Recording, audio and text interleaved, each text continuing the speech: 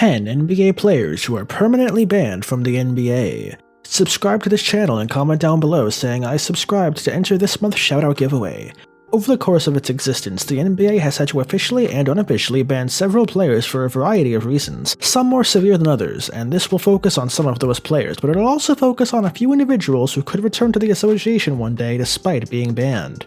Craig Hodges. Craig Hodges joined the NBA in 1982, and when he found himself in Chicago a decade later, he won 2 championships while playing with Jordan. Following the 92 title win, Hodges played for another 6 years, but not as a member of the NBA, as he was blacklisted for having outspoken political views regarding the treatment of minorities and the poor.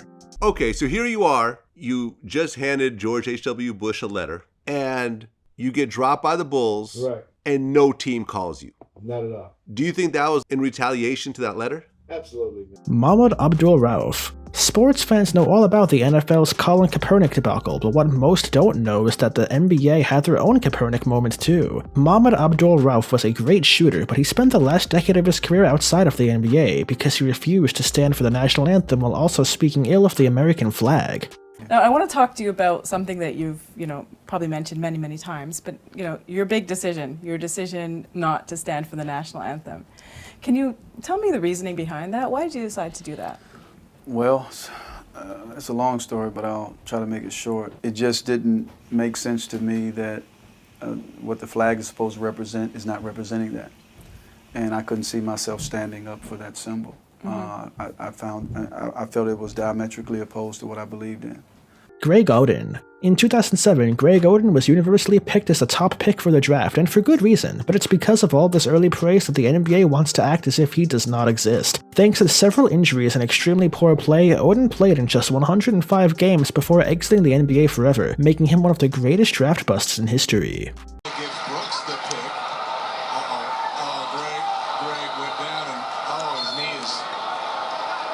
Holy cow, Portland doesn't need this.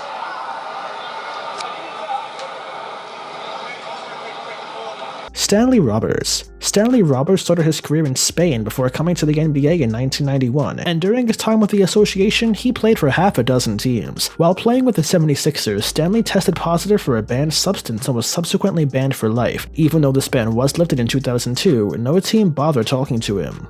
Chris Washburn. As a 3rd overall pick, Chris Washburn's future was incredibly bright, but thanks to some poor life choices, his NBA career was cut extremely short. Washburn entered the association in 1986 and was gone 2 years later as he received a permanent ban for testing positive for banned substances on 3 different occasions. Roy Tarpley. In 1986, the Mavericks had the 6th overall pick and used it on Roy Tarpley, a power forward who spent 6 seasons with the team, and during that time he was permanently banned by the NBA twice. The first ban came in 1991 when he violated the NBA's substance abuse policy, and after being reinstated he was banned in 95 when he was caught drinking again.